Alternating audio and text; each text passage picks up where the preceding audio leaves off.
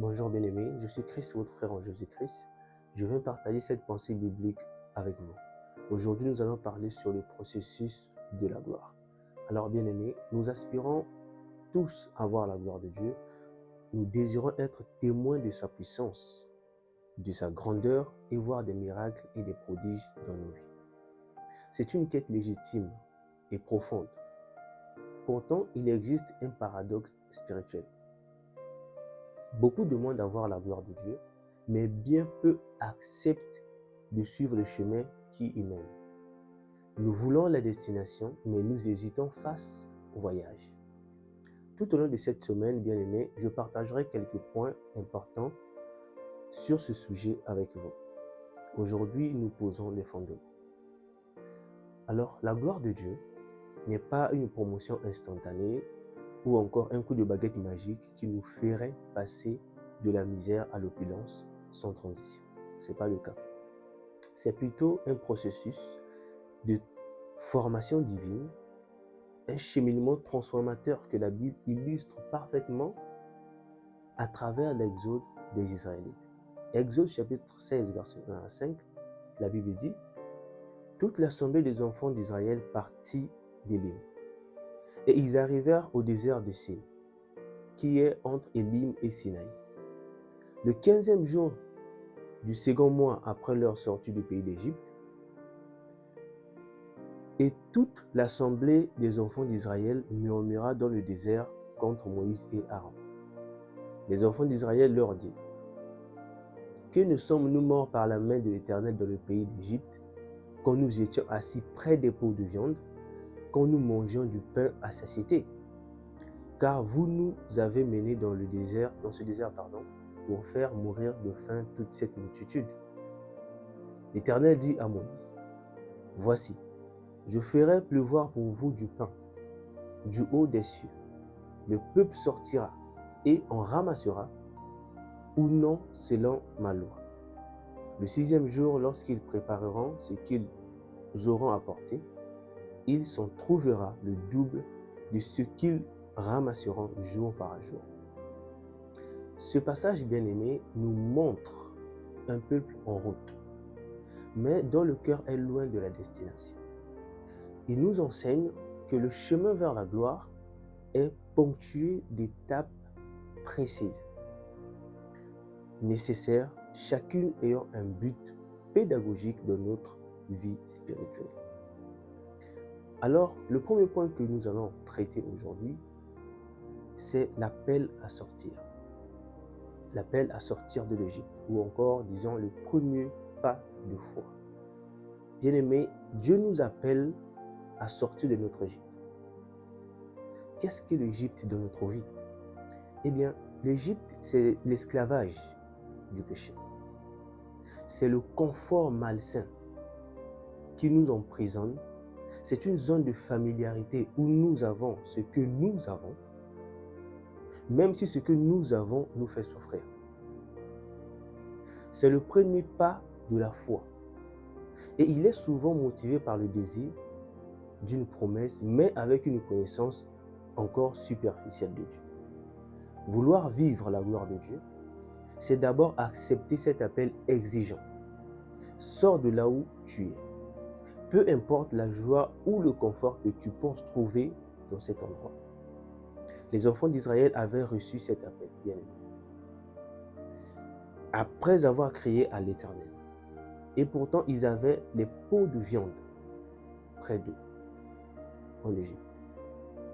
Ils avaient une certaine sécurité matérielle, même en esclavage. Il faut noter ça, même en esclavage. Lorsque nous arrivons en Exode, chapitre 3, verset 9, la Bible dit ceci, « Voici les cris d'Israël sont venus jusqu'à moi, et j'ai vu l'oppression que leur font souffrir les Égyptiens. Ils voulaient changer de vie, tout comme toi et moi. Tu cherches une vie meilleure, tu cherches à changer de vie. Tu cries au fin fond de ton cœur et Dieu te répond en te demandant d'accepter son appel. C'est ce que Dieu te demande de faire premièrement, d'accepter son appel. Cet appel consiste à accepter de sortir du péché, de l'esclavage, des mauvaises habitudes. de la misère affective ou spirituelle. Oui, tu as un sentiment de peur de quitter l'Égypte. C'est humain. L'Égypte, c'est connu. Le désert, c'est l'inconnu.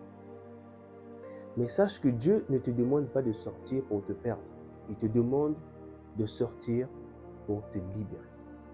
La première des choses, lorsque nous cherchons la gloire de Dieu, nous devons apprendre à accepter la paix de Dieu, d'abandonner ce que nous possédons, de laisser d'abord ce travail, qu'au fond de nous, nous nous sentons que ce n'est pas là où il faut être, malgré l'abondance que nous recevons de cet endroit. C'est comme une personne qui fait la prostitution, mais qui cherche la gloire de Dieu pour abandonner. Il faut savoir que ça ne marche pas comme ça. Dieu demande d'abord que tu puisses abandonner ce travail afin qu'il puisse se manifester dans ta vie. Tu ne peux pas demander à Dieu de te faire un miracle alors que tu demeures encore dans le péché. Ça ne marche pas comme ça. Je me rappelle que dans mon passé, quand j'ai commencé avec Dieu, je travaillais encore dans un bar. Et je travaillais dans un bar. Chaque soir, là où je travaillais, je voyais les femmes prostituées. Je voyais des gens qui venaient boire jusqu'à un niveau pas possible. Et au-dedans de moi, je me demandais qu'est-ce que je fais ici. Et je disais à Dieu, donne-moi un travail afin que je puisse quitter ici.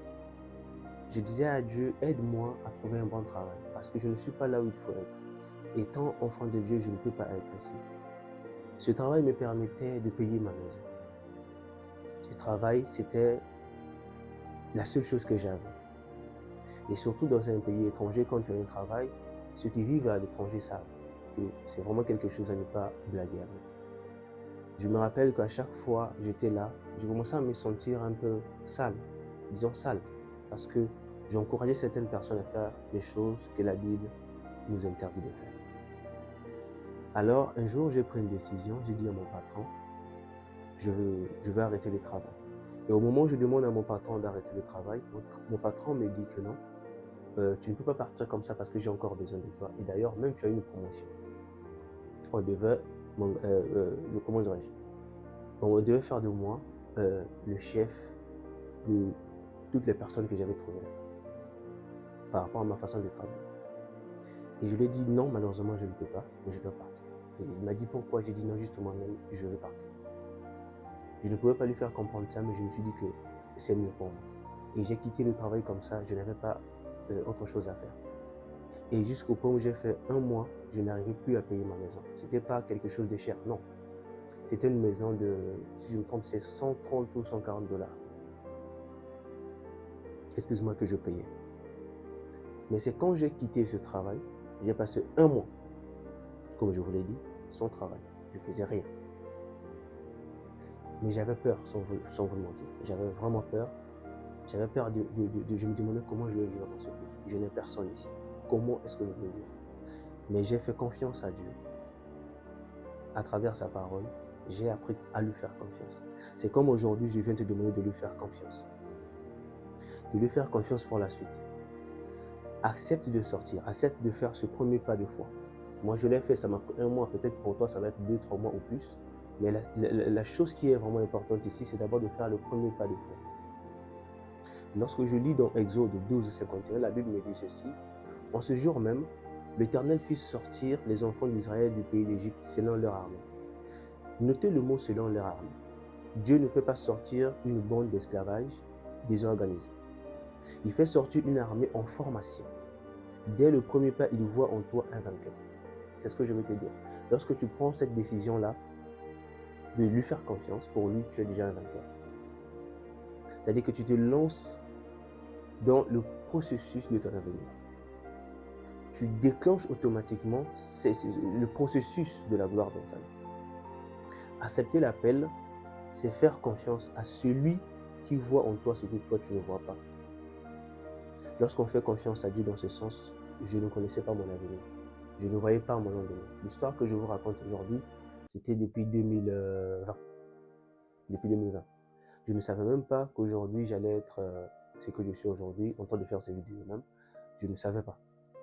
Mais je vous rassure que Dieu a fait beaucoup de choses dans ma vie après ça. Dieu a changé ma vie littéralement et je ne peux que lui dire merci. Et je ne regrette pas d'avoir quitté ce travail. Je ne regrette pas.